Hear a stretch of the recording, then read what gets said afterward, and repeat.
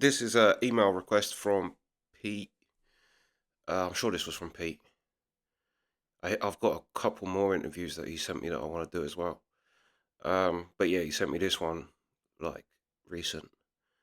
Chris Cornell in depth on the grunge scene, Soundgarden, Nirvana, Pearl Jam, and Alice in Chains.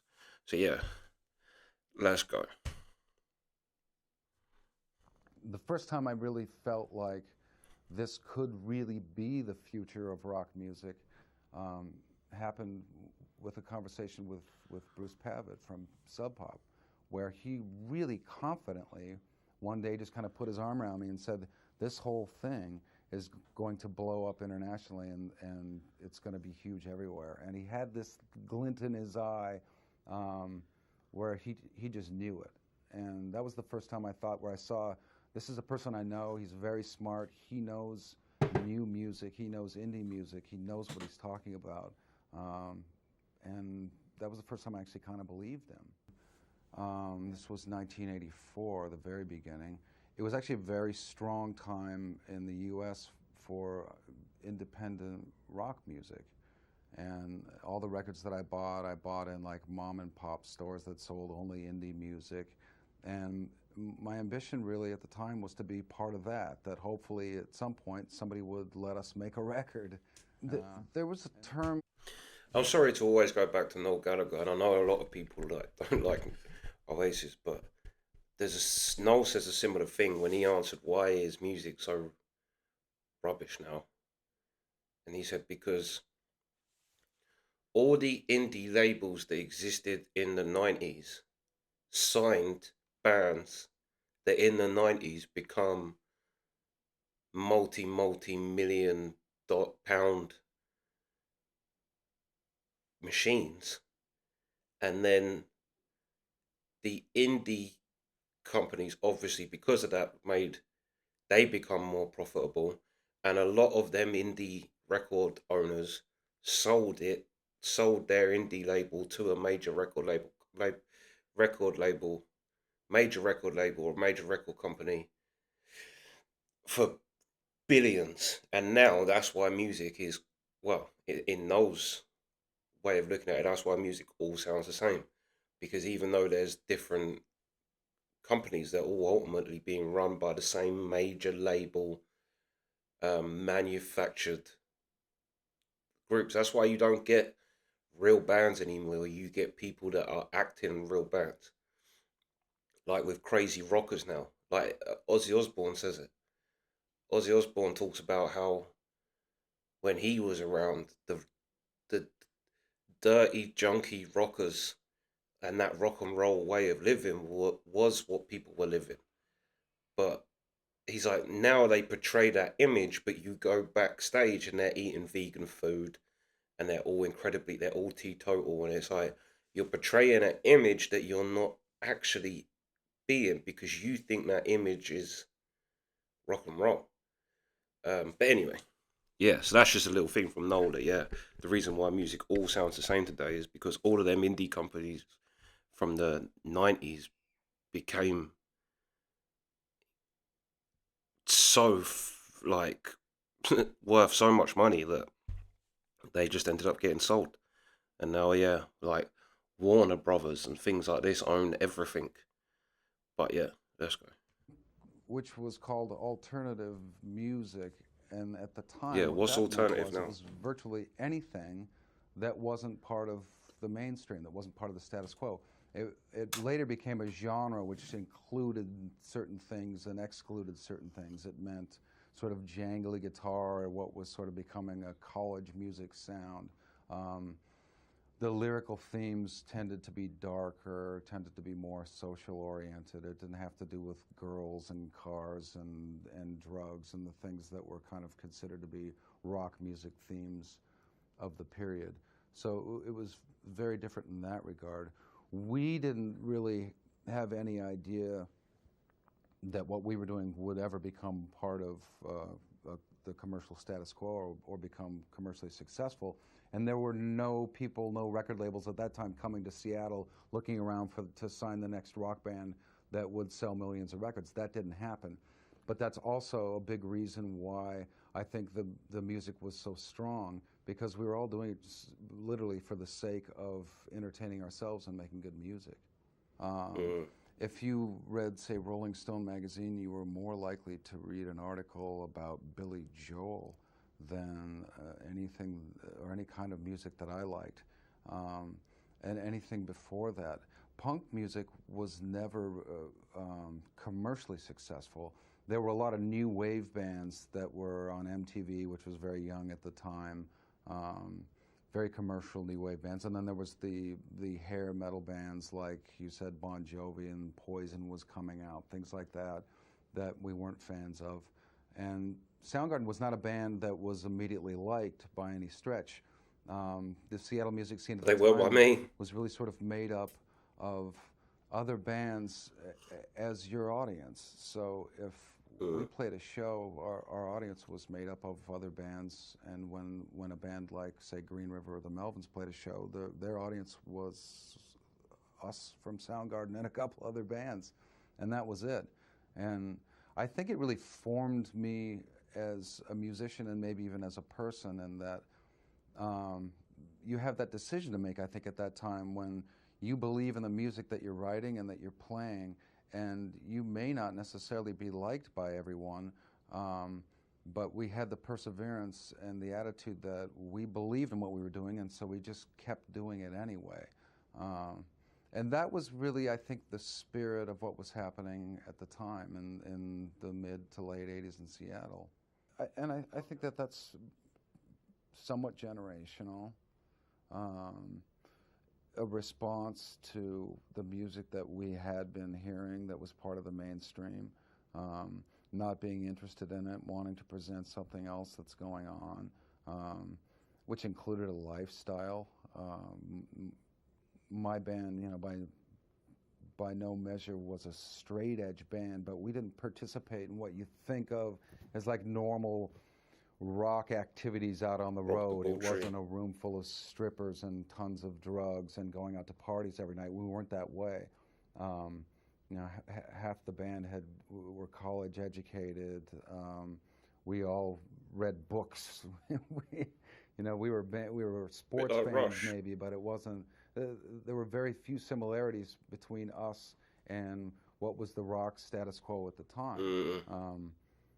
There was no Seattle band that you could compare to, like, Def Leppard when it came to going and seeing the show. And I literally have friends that would come to a Soundgarden show and be backstage in the dressing room and be looking around and be completely disappointed because it looked just like this. Maybe there would be a bottle of whiskey on the table or something, but that was it. There were no drugs, there were no prostitutes or groupies or anything like that.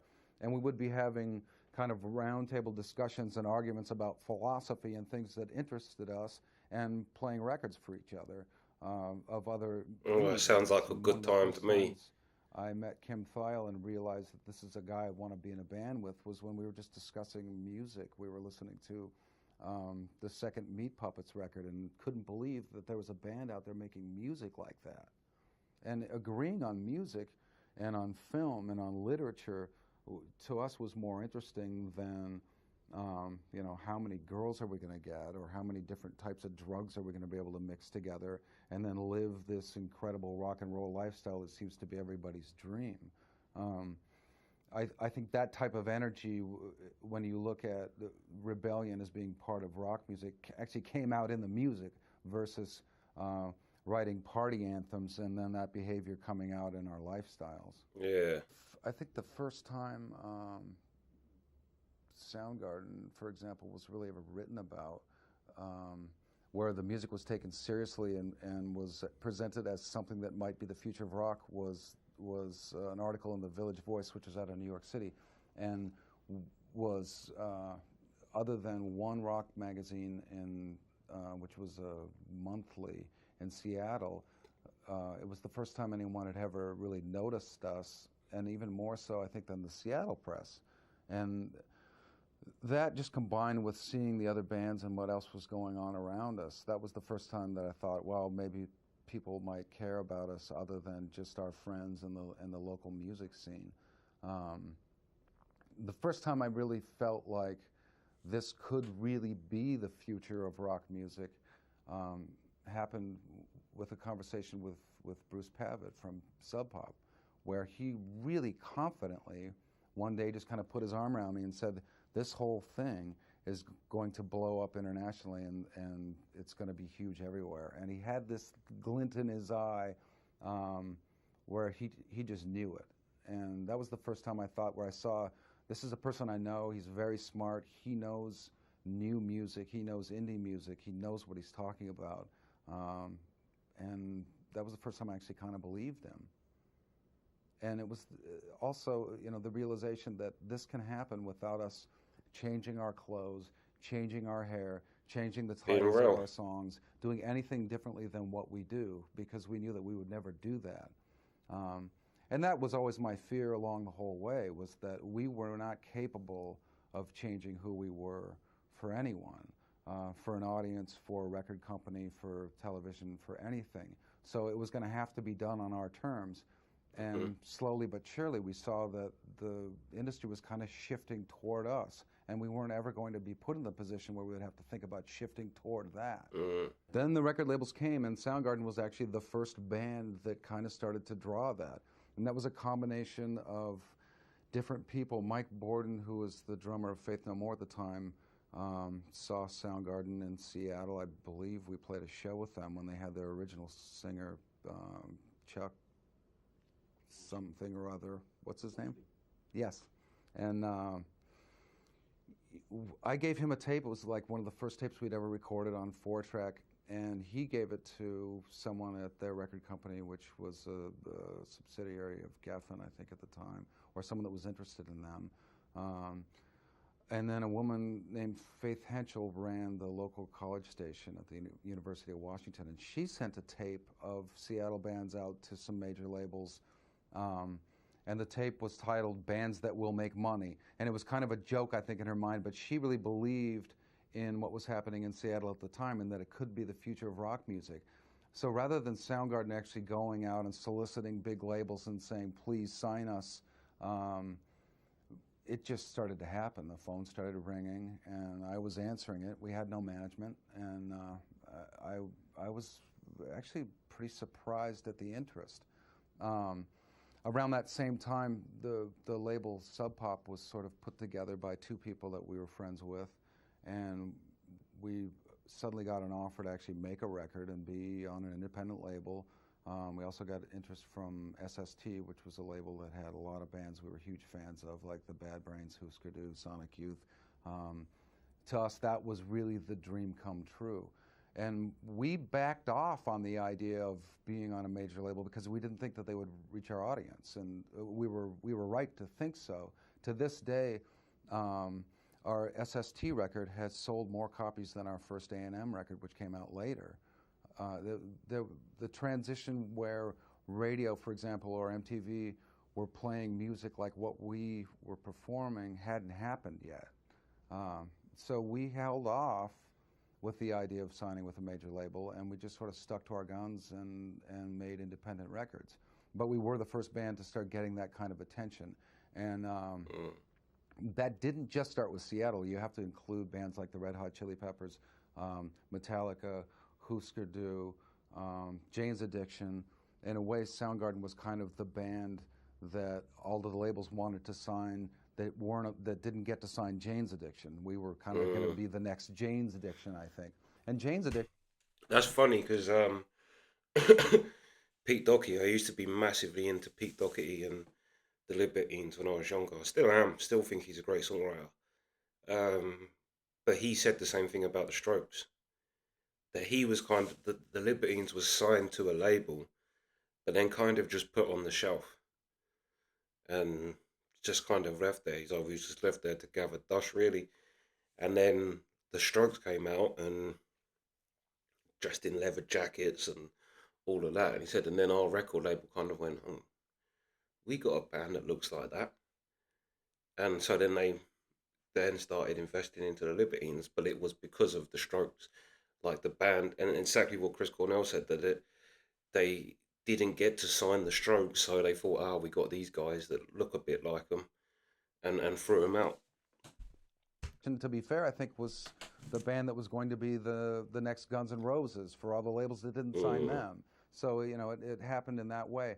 Once labels started to come to Seattle and they were coming to see Soundgarden, they saw other shows and looked around and noticed, well, there's more than just this one band going on here. There really is a scene, and it was They a very really unique was scene, and the whole thing snowballed pioneers. and happened very quickly after that. Mm. It it it was surreal. You know, it was really hard, I think, to even digest or understand. It also immediately changed the scene. In a sense, kind of destroyed the scene. The first time, for example, I went to Hollywood and we were taking meetings with Geffen Records and A&M Records. The first time I ever saw Sunset Strip, I was with Kim, and there was a Tower Records, and there was a big to-do because David Lee Roth's first solo record was coming out. And he was a mountain climber or something, so they built this sort of giant fake Matterhorn on the top of Tower Records, and he was rappelling down it. And there were cameras and everyone there to see that. And Kim and I saw that, and we just walked the other direction as quickly as we could. Sunset Strip was a place where people from all over the country or all over the world moved to Hollywood to be part of that club scene, start a band, and become famous. We didn't leave our town. We stayed where we were. We made the music that we wanted to make, and people came to us. So it, in a sense, became very surreal and very comic book-like. But then all of a sudden, bands like Green River, which then became splintered off into Mother Love Bone and Mudhoney, and then Pearl Jam, obviously Soundgarden, Alice in Chains, Nirvana, Tad, Screaming Trees. We all started touring and traveling all around the world. Therefore, we were never in Seattle anymore. And what that initial club scene was transformed.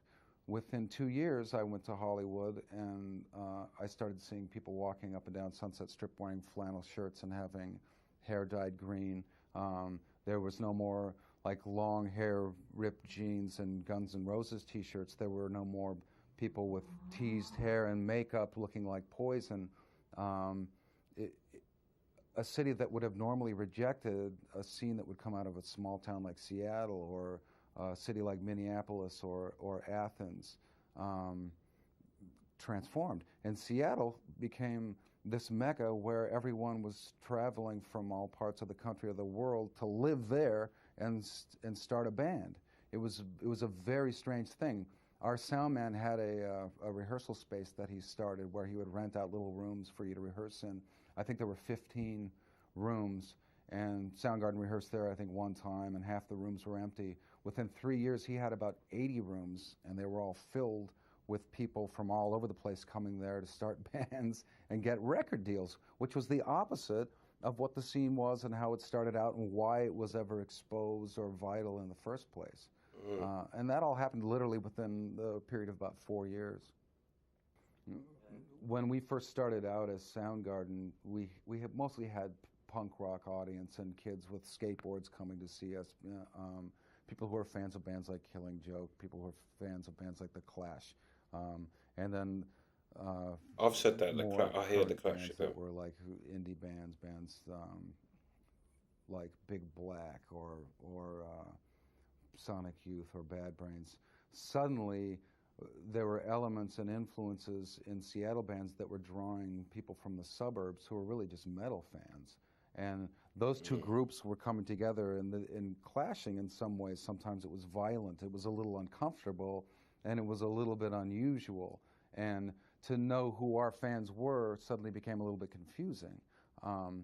There were the fans that were wearing plaid shirts and had long hair, but 2 years before that had a mohawk.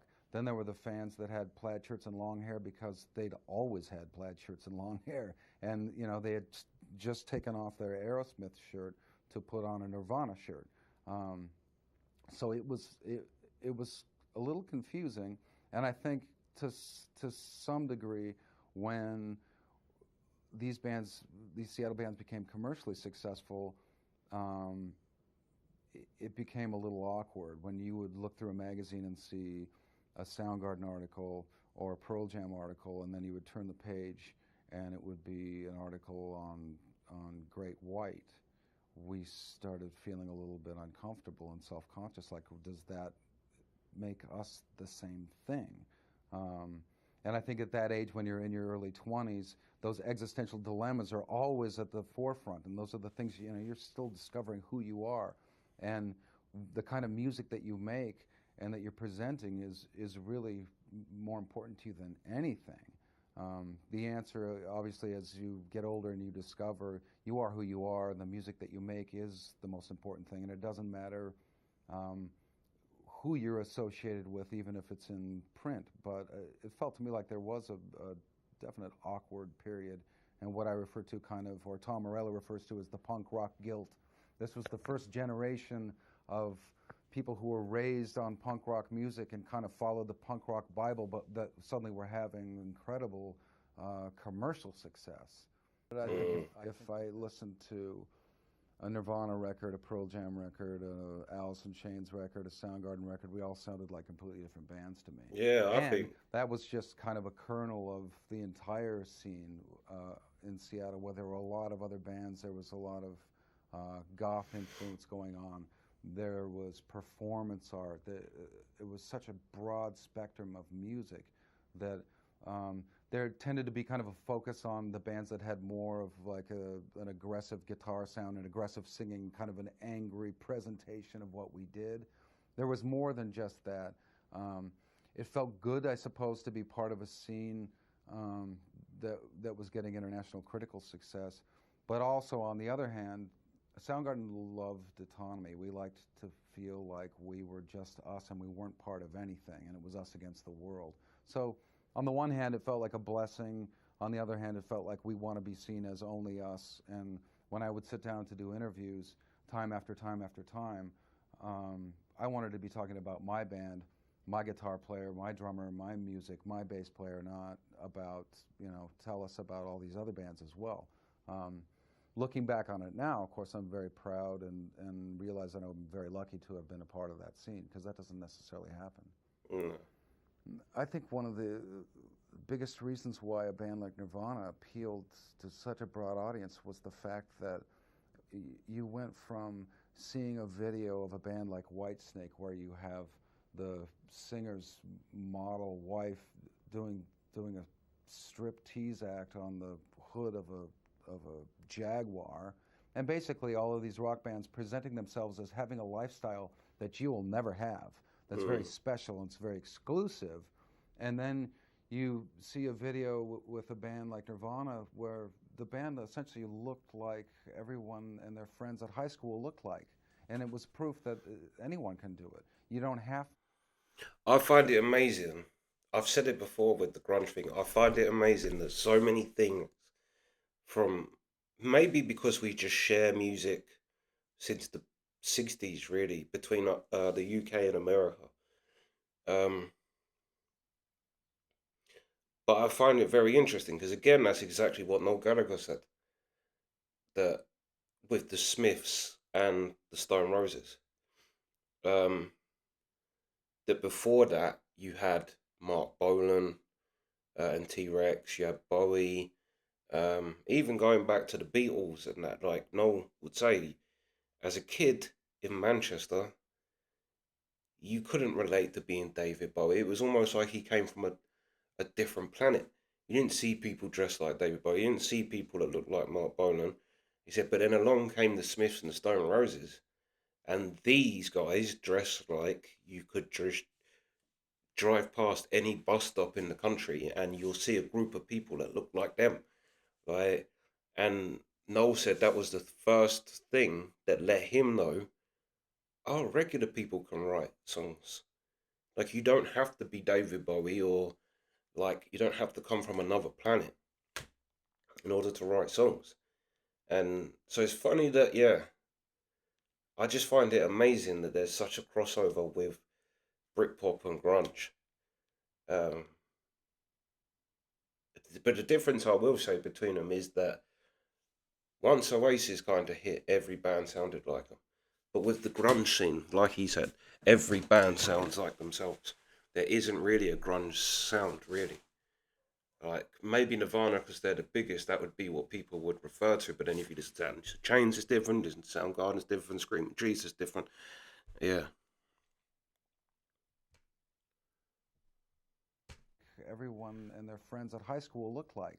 And it was Hmm. proof that anyone can do it. You don't have to look a particular way.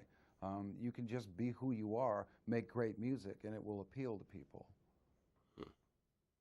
Yeah. Danny.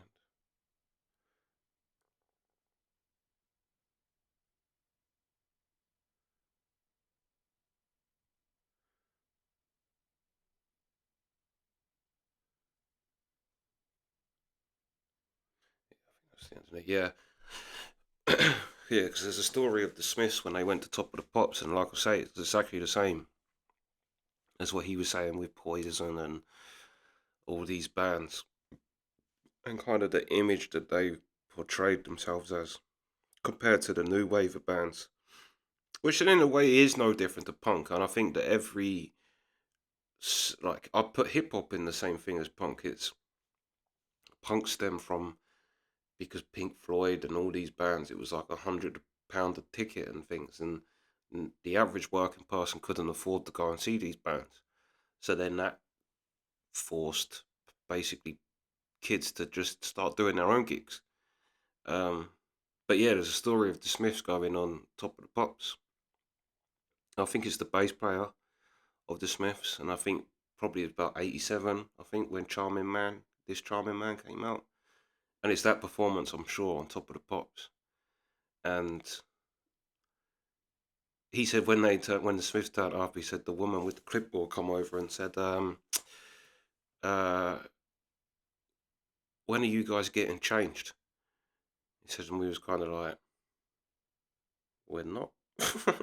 This is what we're going. This is what we wear." Like, and he said because we just look regular, and up to then, yeah, like when you had the era of David Bowie and Bolan and all of them, like the glam rock era, that they just looked like lycra and yeah, they looked like from a different planet.